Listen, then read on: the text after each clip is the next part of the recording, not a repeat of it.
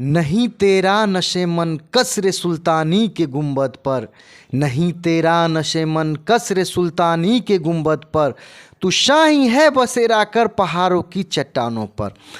Bihar state bar council का election होने जा रहा है, जिसमें एडवोकेट अब्दुल मन्नान खान साहब ये उम्मीदवार हैं। तो मैं चाहूँगा कि सबसे पहले इनका परिचय हो। जी, मैं अब्दुल मन्नान एडवोकेट हूँ, पटना हाई कोर्ट में वकालत कर रहा हूँ। हमारा चैम्बर नंबर 78 बार काउंसिल भवन पटना हाई कोर्ट में है। मैं बार काउंसिल के इलेक्शन में एक उम्मीदवार हूँ। मेरा सीरियल नंबर 22 है। सबसे पहले जरा आप अपने एजुकेशन के बारे में बताएं। हमने एजुकेशन मैट्रिक तक बिहार स्कूल एग्जामिनेशन बोर्ड से हासिल किया। मुंगेर में पढ़ता था, MW हाई स्कूल है। फिर उसके बाद हमने इंटर भी वो बिहार यूनिवर्सिटी मुजफ्फरपुर से किया। फिर ग्रेजुएशन हमने मिथिला यूनिवर्सिटी, उस वक्त बन गई थी दरभंगा में, LN मिश्रा यूनिवर्सिटी दरभंगा से ग्रेजुएशन किया। फिर अलीगढ़ में तालीम के लिए गया, LLB ऑनर्स वहाँ से किया हमने। फिर LLM हमने अलीगढ़ से किया। उसके बाद वकालत शुरू किया। पहले मुंगेर में वकालत किया हमने कुछ दिन, 1981 से 92 तक। फिर 92 से पटना हाई कोर्ट में शिफ्ट हो गया और तब से यहीं वकालत कर रहा हूँ। तो अभी जो बिहार में जो वकीलों के हालात हैं, जरा उस पर आपका क्या कहना है? देखिए, बिहार एक बहुत ही गरीब स्टेट है। पूरे हिंदुस्तान में एक सबसे इकोनॉमिकल कंडीशन लोअर ग्रेड पर है, तो उसका असर वकीलों पर भी पड़ता है। जैसे पहले यहाँ जो क्लाइंट थे, बहुत रिच क्लाइंट होते थे, ज़मींदार लड़ते थे, काश्तकार लड़ते थे, गरीब तबके के लोग कम लिटिगेशन में जाते थे। जो वकील तबका था वो भी खुशहाल था। लेकिन आज वो यहाँ के जो main source of income agriculture था, काश्तकारी थी, खेती बाड़ी थी, वो तबका आजकल बहुत कमज़ोर हो गई माली हालत।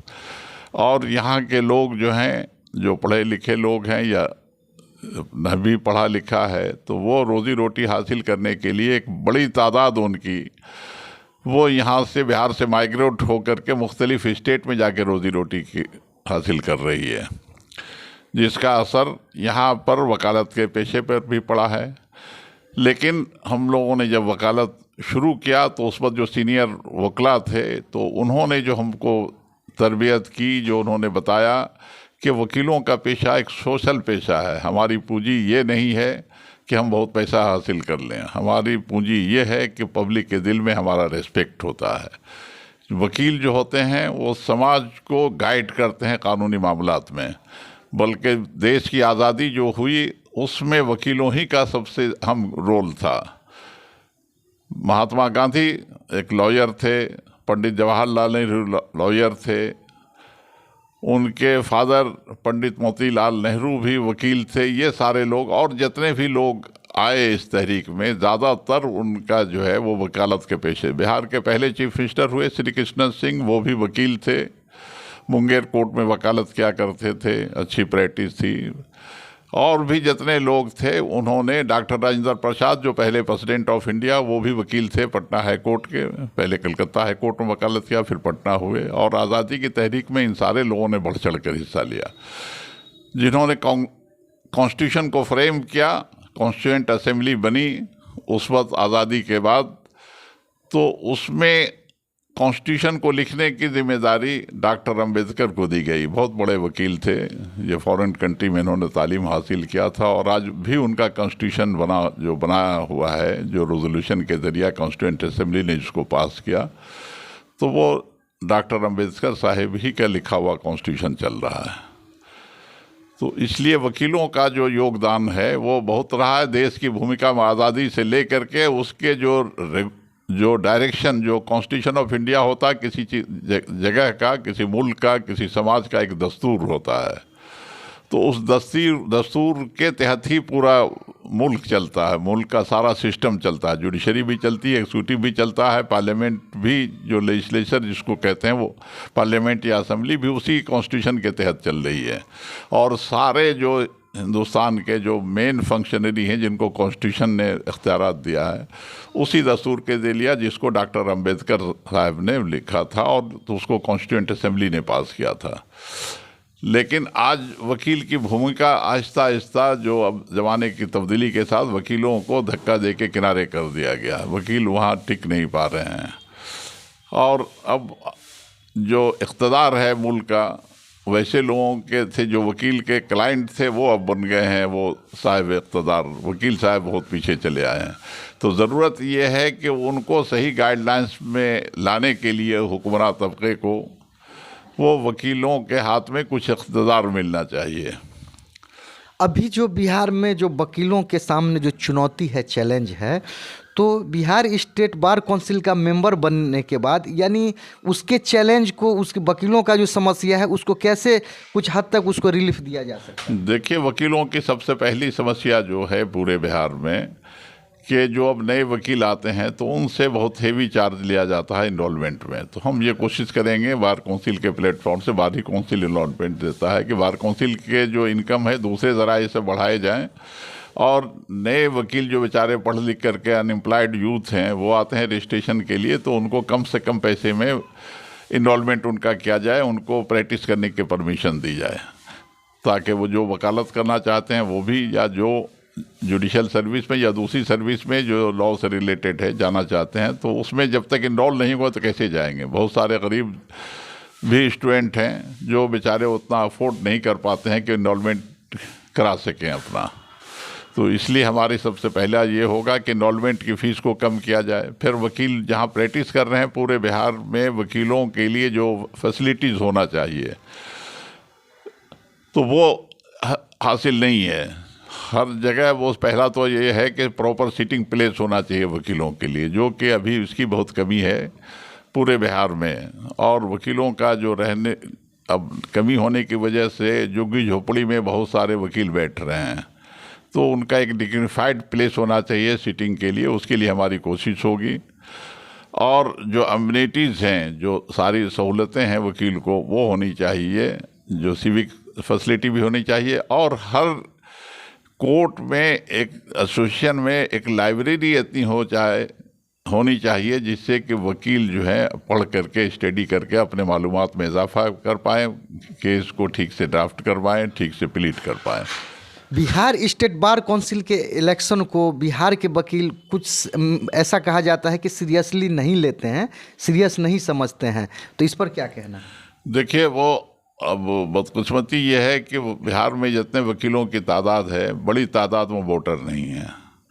तो जो भी वकील हैं वो सारे लोगों का वोटर लिस्ट में नाम होना चाहिए। तो ये प्रिपरेशन जो वोटर लिस्ट का है, ये ज़रा डिफेक्टिव सिस्टम है, जिसके ज़रिया हम उसको कोशिश करेंगे कि सारे वकीलों को राइट मिले वोट डालने का।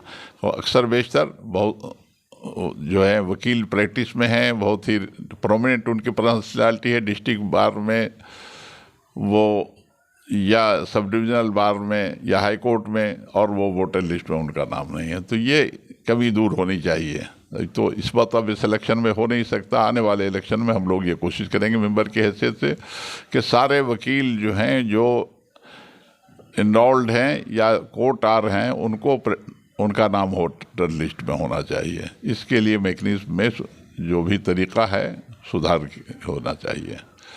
ऐसा कहा जाता है कि पटना हाई कोर्ट में आपका प्रैक्टिस जमा हुआ है, बहुत अच्छा चलता है, लेकिन फिर भी आप बिहार स्टेट बार काउंसिल के लिए, मेंबर के लिए आप प्रयास कर रहे हैं, तो आप वकीलों के समस्या को किस प्रकार से, उसके समस्या को हल करने का कोशिश करेंगे? और ये जज्बा, चूँकि आप लोगों के समस्या को, के वकीलों की समस्या का निदान करना चाहते हैं, जरा इस पर प्रकाश करें। देखिए, अपने लिए कोई परेशानी नहीं है, हमारे लिए प्रॉपर प्लेस ऑफ सिटिंग भी है, चैम्बर भी है, और इतना ब्रीफ भी आ जाता है कि हम उसकी ज़रूरत नहीं है कि प्रचार करके वक्त ब्रीफ हासिल किया जाए। लेकिन जो हमारे साथी हैं, 90% जो वकील हैं, हैंड टू माउथ हैं पूरे बिहार में, किसी से ढकी छुपी बात नहीं है। मैं ये कोशिश करूँगा कि कुछ उसके लिए जो उतने ब्रीफ नहीं है, तो कोई सरकारी पेंशन स्कीम लागू की जाए, रेगुलर उनको मिले, जिससे कि वो वकालत के पेशे में सरवाइव कर सकें और उनको परेशानी नहीं झेलना पड़े। यहाँ तो अक्सर देखा गया है कि बेचारे वकील साहब अगर वो सीरियस बीमार हो गए, उनकी डेथ हो गई, तो उनके जो डिपेंडेंट्स हैं वो बेचारे बड़े बुरी ज़िंदगी फेस कर रहे हैं। अगर उनके यहाँ कोई अर्निंग हैंड नहीं है कोई, तो वो उनके लिए बड़ी समस्या होती है। उस समस्या से दुख भी होता है। बाज़ जगहों पर लोगों ने मैकेनिज्म बनाया है उससे। अब यहाँ पटना में दानापुर है, वो सफदर हयात साहब उसके प्रेसिडेंट होते थे। उन्होंने एक मैकेनिज्म बनाया, बहुत अच्छी मैकेनिज्म उन्होंने बनाया कि वहाँ एक जैसे ही किसी की डेथ हुई एक सब्सटेंटिव अमाउंट वहाँ अपने एसोसिएशन के फंड ही से दे दिया करते हैं। बार काउंसिल का जो फंड है, अगर उसमें वेलफेयर के मेंबर नहीं बन सके या डिसकंटिन्यू हो गए किसी वजह से, तो वहाँ से नहीं मिलता है। या जो इंटाइटल भी हैं मिलने के लिए, तो इतना लंबा लग जाता है टाइम कि वो उनको मिलते मिलते बहुत ही परेशानी झेलना पड़ता है उनके एयर्स को, डिपेंडेंट्स को। तो हम लोग ये कोशिश करेंगे कि वो कहीं भी डेथ होती है वकील की, उसको शॉर्टकट तरीका को ऐसा किया जाए कि जल्दी वेरीफाई करके जल्दी फंड रिलीज कर दिया जाए। तो इसके लिए हम पूरी कोशिश करेंगे। बहुत सारे और भी एसोसिएशन हैं पूर्णिया में, जैसे हमें मालूम है, और कई एसोसिएशन हैं जहाँ पर कि कहीं लाख रुपये, कहीं 1.5 लाख रुपये दिए जाते हैं। वो एक्सग्रेशिया लोग, एसोसिएशन के लोग पेमेंट करते हैं। तो ये मैकेनिज्म हर जगह बिहार में आना चाहिए, जो कि वहाँ के लोग। तू अपनी ज़मीं अपना आकाश पैदा कर, अपने लिए एक नया इतिहास पैदा कर, मांगने से ज़िंदगी कम मिलती है ए दोस्त, तू अपने हर कदम में एक नया विश्वास पैदा कर।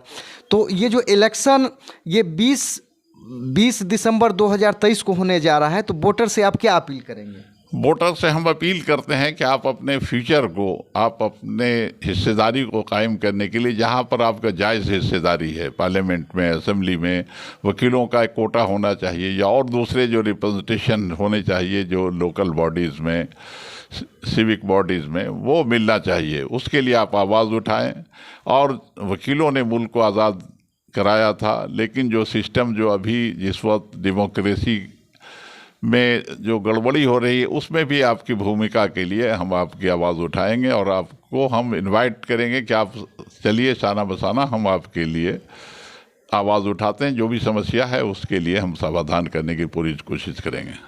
तो अभी जो इलेक्शन जो होने जा रहा है, तो एडवोकेट अब्दुल मन्नान खान साहब का कहना है कि बिहार के वकील जो भी हैं बढ़ चढ़ के हिस्सा लें।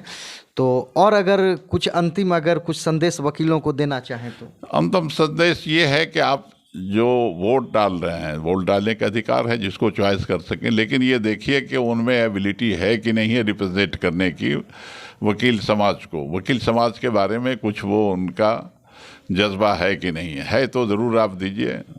और उसमें अब चूँकि ये जो बार काउंसिल है, ये आपका सबसे बड़ा रिप्रेजेंटेटिव ऑर्गेनाइजेशन है एक स्टेट का।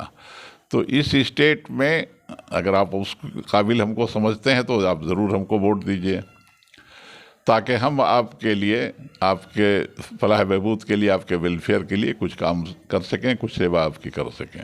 यानी वोटिंग जो होगा उसका कैसा सिस्टम रहेगा?